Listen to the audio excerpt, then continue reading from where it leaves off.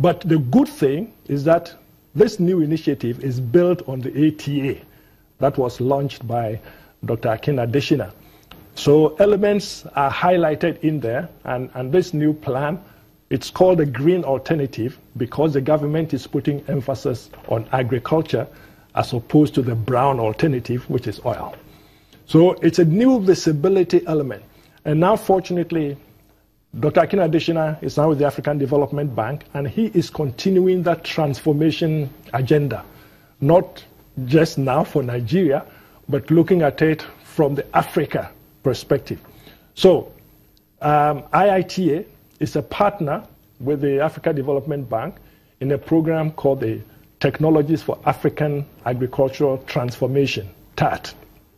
And this is a huge program which involves several African countries, and we are working together to make sure that where there is potential for agriculture to be an engine of growth for economic development, the bank supports that process, and it involves both a grant to particular countries as well as loans that the countries will take. And IITA manages what is called the clearing house for that mechanism. So it's a huge partnership opportunity with the African Development Bank. But permit me to also mention that with the African Development Bank, the other innovation we are working with is the youth in agriculture. And that is huge. The bank has put a lot of energy behind, based on experience that IIT has had over the last, 4 or 5 years. We've built up a capacity and a model that the bank is now expanding to various African countries. And as we speak, we have 31 African countries. The program is known as Enable Youth. And we have 31 African countries that have signed up and working that model in trying to make sure that the youth are seeing agriculture, not in the same way as agriculture was seeing in the past, but looking at the exciting potential of agriculture to leverage economic development within the country. Now, for IITA in specific, how has this organization really assisted Nigeria in its agricultural transformation? Yeah, it's been huge. Let me just give you one example. Every Nigerian eats cassava. In the 1970s, in the early 1970s, cassava was such a threat of extinction because of a cocktail of challenging diseases. The mealybug, the green mite, the bacterial blight. All these were things that were threatening, the survival of cassava. From 1971, IITA started a process of developing this biocontrol against cassava, against these cassava diseases, especially the mealybug and the green mite. And it is said that the success of that work is actually responsible for avoiding that extinction process. If you take the work that was done in the biocontrol of the mealybug alone, 15.6 to 27.8 billion United States dollars was said to have been saved as a result of that research. And Nigeria being the major producer of cassava, as a matter of fact, the success of that work made Nigeria overtake Thailand as the #1 producer of cassava in the world. But we are not happy just with producing. When you produce, you've got to have maximum, income out of that. So the processing is important.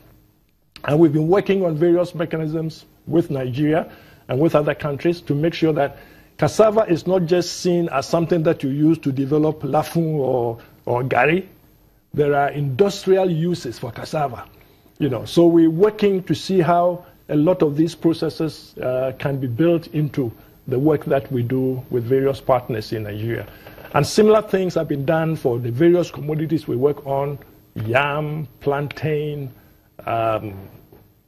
soya beans, cowpea. So we've really worked, and every work that we do is with partners. So when I say we have done this, it also includes the contribution that the national research institutions have brought into this work. All right, you talked about youths in agriculture. Yeah. What has been achieved so far in Nigeria in terms of bringing youths into agriculture? I think that's the most one of the most exciting aspects of our work for now.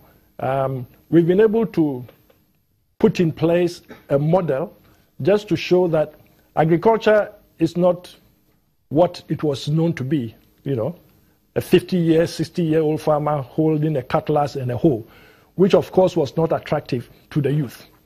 Now, because of this new experiment we have tried, we brought graduates.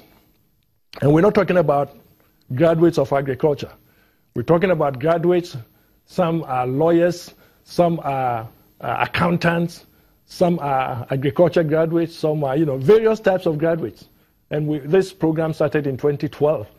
And the whole hypothesis was that if you expose them to what agriculture can do, you know, to the different dimensions of agriculture, the ICT dimension, the marketing dimension, the processing dimension, the service provider dimension, so different work dimensions, and you expose these people to it, they pick areas that are most interesting for them, and they develop businesses.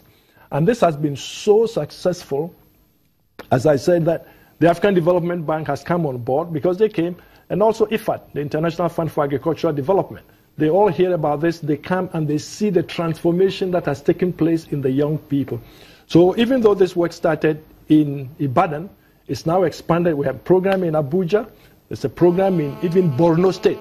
As far as to Borno State, we've got programs in Port Harcourt, different parts of the country which are having all these programs. And beyond, because of the support that we are getting from the African Development Bank, we now have the work expanded to other countries in Africa. As I speak now, 25th, 26th, it's a huge conference taking place in IITA right now on this same issue, and youth from different countries are there experimenting. All right, thank you very much for being part of this program, Dr. Kwesi Atta-Kra. Thank you for joining us. Thank you for having me. We'll take a quick break and we'll be back shortly.